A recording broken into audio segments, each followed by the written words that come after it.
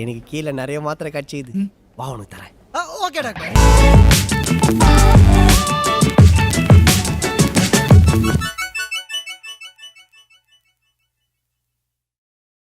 தளபதி அவர்களின் தளபதி மாநாடு ஒரு மாநாடு இல்ல, நீங்க 8 கிலோமீட்டர் இல்ல 80 கிலோமீட்டர். என்ன சொல்ல சொன்னா என்ன சொல்லிட்டு இருக்க? இந்த அநீதிக்கு துணை போகும் பாரதிய ஜனதா கட்சி அத்தனை பேர் மீதும் பாரபட்சமன்றி கூட்டத்துல எழுதிருக்காரு அவரு. கூட்டலுக்கா? அதுடா கூட்டலுக்கு? நான் படிச்சிருக்கல கூட்டலுக்கு. அந்த டீச்சர்ட்ட அப்படிதான் எழுதிருப்பாங்க. கேளுங்க. நண்பர்களே, பெரியோர்களே, நகரம், ஒன்றியம், பேரூராட்சி கிளை அப்பட்டமான அதிகார துஷ்பிரயோகம் இல்லையா? அதெல்லாம் இல்லையே. இல்லையா? இருக்குடா. எங்கடா இருக்கு? இருந்தா படிக்க மாட்டேனா? சரியா படிக்கிறது இல்லையா? 8 கிலோமீட்டர் இல்ல 80 கிலோமீட்டர் திரும்பினாலும் சரி 14-15 லட்சம் பேர் மாநாடு ஒரு மாநாடு இல்ல 2 மாநாட்டுல அவனை சொல்லி நிறுத்துங்களேன்டா. அவன் நிறுத்துற அந்த லூசுக்கு மட்டும் வந்துட்டே இருக்கான். தளபதி அவர்களின் ஆட்சி 2026 ஆட்சி அமையும் என்பதில் இந்த நேரத்தில் தெரிவித்துக் கொள்கிறேன்.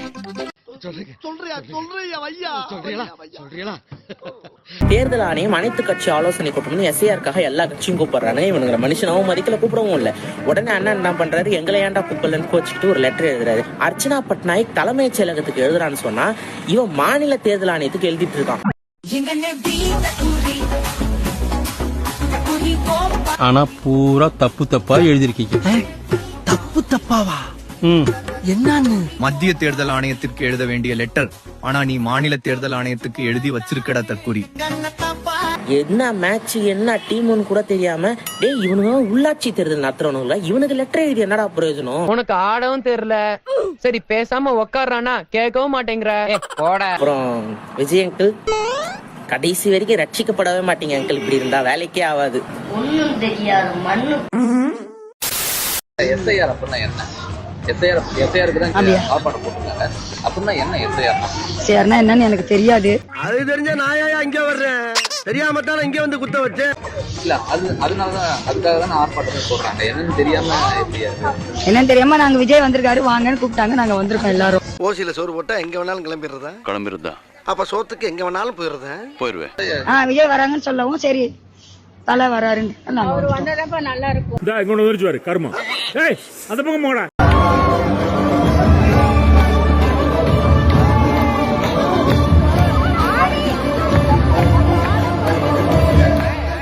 எதுக்கு வந்தோம்னே தெரியாம இப்படி உட்காந்து குத்தாட்டம் போட்டு கும்மலம் போடுறது இந்த நாய்ங்க. இதுங்களை வச்சு நான் எப்படி கட்சி நடத்த போறேன்னு தெரியலையே. திமுக எப்பொழுதெல்லாம் வாய் திறக்கிறதோ, ஸ்டாலினோ உதவாநிதியோ இவர்கள் வாய் திறக்கும் பொழுதெல்லாம் அது மிகப்பெரிய அளவுல காங்கிரசுக்கு ஒரு பாதிப்பை ஏற்படுத்துகிறது.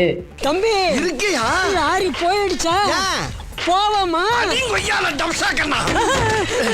ஏன்னா ஒரு மனுஷனை சாவடிக்க பார்த்து மறுபடியும் புறப்படலாமா நான் கேட்கிறேன். இனிமே நீ கார் ஓட்டுறத பார்த்து. காங்கிரஸ் வந்து பல இடங்கள்ல தோல்வி அடைஞ்சிட்டு இருக்கு. பல மாநிலங்கள்ல அவங்க தொடர்ந்து தோல்வி அடையக்கூடாதுன்னா அவங்களோட போக்கஸை மாத்தணுமா? உனக்கு 1000 தாயத்து கட்டினாலும் பத்தாது. நீ லோல் பட்டு லொங்க தான் போவ. உன்னை புடிச்சது விடாது, தொத்தின்னு பின்னாலே வரும். வந்துச்சு சாமி. டிஎம்கே ஏற்கனவே டிஎம்கேக்கும் காங்கிரஸுக்கும் ஒரு வெளியில தெரியாத ஒரு பகை ஒண்ணு ஓடிட்டு இருக்கும். இங்க விளக்கெண்ணெய் ஊத்தி வச்சது நீதானடா? நான் தான். அதுல நான் வலிக்கு விழணுன்றதானடா உன்னுடைய கெட்ட எண்ணம். காங்கிரஸுக்கு எவ்வளவு சீட்டு கொடுக்குறீங்களோ அது ஏடிஎம்கே பிஜேபிக்கு சீட்டு கொடுத்த மாதிரி, இவங்களுக்கு சீட்டு கொடுத்தா அவங்களுக்கு எம்எல்ஏ கொடுத்த மாதிரி. அப்ப பாத்தியதை யாருக்கு? காங்கிரஸ் இழக்கிறதுக்கு தமிழ்நாட்டுல ஒண்ணுமே இல்ல. 60 வருஷம் பவர்ல இல்ல. ஆனா திமுகக்கு இன்னைக்கு ஒரு சாம்ராஜ்யம் இருக்கு இழக்கிறதுக்கு. சாம்ராஜ்யம் எம்பையர் இருக்கு திமுக. அதனால காங்கிரஸை நக்கல் பண்ணி திமுக நண்பர்கள் காலையில இருந்து இணையத்துல எழுதிட்டு இருக்காங்க. நாங்க அவர்கள் அரசியல் புரிதல் இல்லாமல் ரொம்ப கண்ணியமா சொல்றதா இப்படி எல்லாம் எழுதி கொண்டிருக்கிறார்கள்.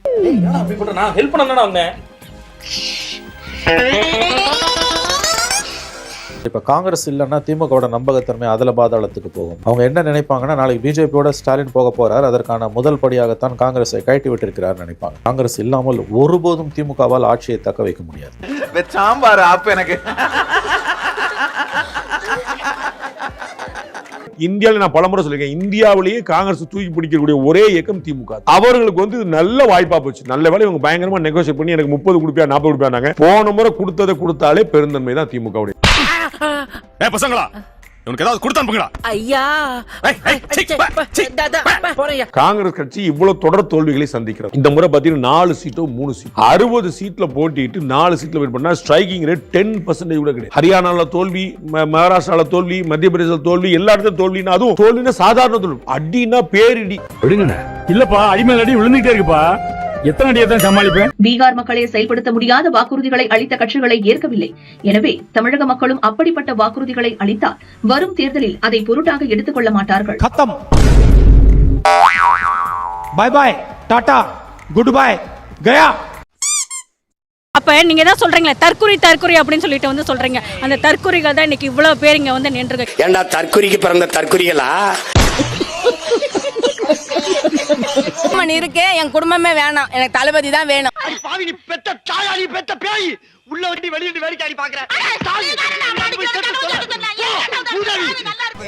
ஆமா, அவரு எல்லாத்தையும் விட்டுட்டு வந்திருக்காருங்க. எல்லாத்தையும் விட்டுட்டு எங்களுக்காக வந்திருக்காருன்னா அப்ப எங்க தளபதிக்காக நாங்க நிப்போம். இங்க நிக்கிறியா? நீ நிக்க வேண்டிய இடம் எது இல்ல, போய் கக்கிசில போய் நில்லு. Okay boss. இப்ப இந்த அவசரமா கொண்டு வந்து இப்படி பண்றாங்கன்னு நினைக்கிறீங்க, என்ன காரணமா? ஏன்னா எங்க தளபதியே வரக்கூடாதுன்னு பண்றாங்க. தமிழ்நாட்டை தாண்டி மத்த மாநிலங்களையும் நடக்கதானே செய்யுது. மத்த மாநிலம் நடக்குது சார், ஆனா தமிழ்நாட்டுல நடக்கிற மாதிரி நடக்கலையே. அமுகு டுமுகு அமால் டுமால்.